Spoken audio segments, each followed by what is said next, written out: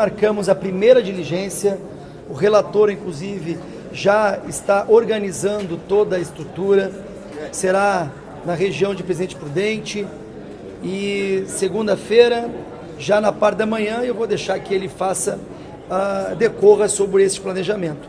No tocante, os demais requerimentos, todos foram pautados, votados e acho que esta sessão, a primeira sessão deliberativa, atingiu o objetivo. Houve acordos, né, deputado? Fala um pouco sobre essa negociação. Sim, na verdade, teve um pedido por parte do governo para que fosse pautado convocação em convite.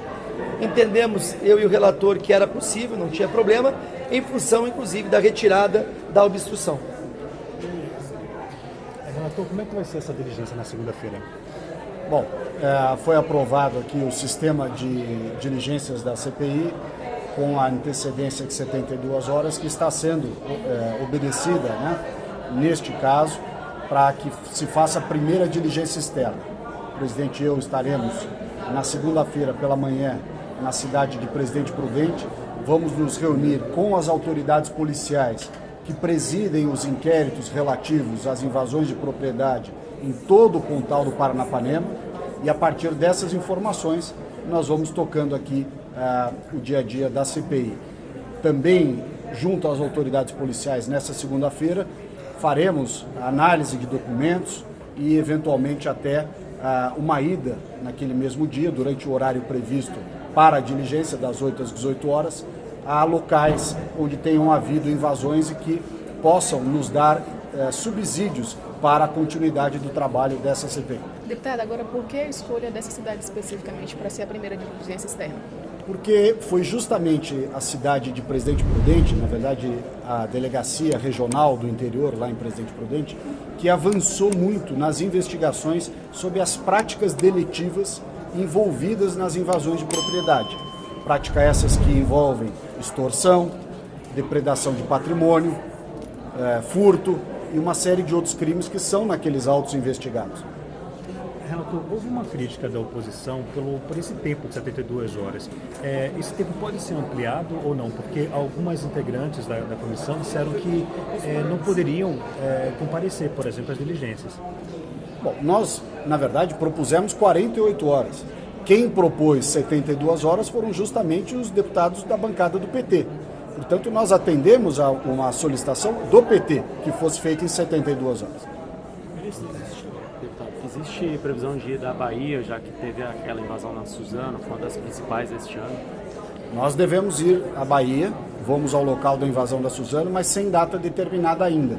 Evidentemente que, como nós aprovamos o critério de diligência hoje, todas as diligências agora começam a ser desenhadas. A ideia é ir em todos os estados onde há assentamentos que mereçam ser vistos, razão pela qual nós abrimos a possibilidade para que os deputados do PT, da base do governo, indicassem locais que entendem que há experiências positivas, até para que o relatório não seja eivado ou fulminado de uma acusação de ser parcial. Nós estamos tentando ser o máximo imparciais, sempre lembrando, como disse o nosso presidente Coronel Zucco, que é uma CPI criada para investigar invasões de propriedade. Não é um instrumento de marketing de quem defende certas atividades. Nós não temos aqui nenhum pré-julgamento, mas temos posições.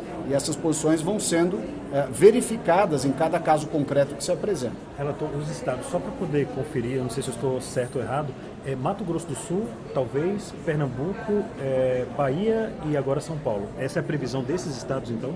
Inicialmente, sim. Quaisquer estados que tenham recebido invasões ou que tenham assentamentos que se pretende mostrar, né, porque o próprio grupo de deputados da base do governo pode elencar estados onde não tenha havido recentemente invasões, mas tenham experiências que eles entendem positivas de assentamentos que tenham dado certo. E nós não vamos nos furtar a isso, inclusive por orientação do presidente Coronel Zucco. Então, mas a lógica é encontrar elementos que subsidiem o relatório relativamente aos crimes relacionados à invasão de propriedade. Relator, só para finalizar, como é que o senhor avaliou a fala da oposição em relação a gastos, em relação a essas viagens?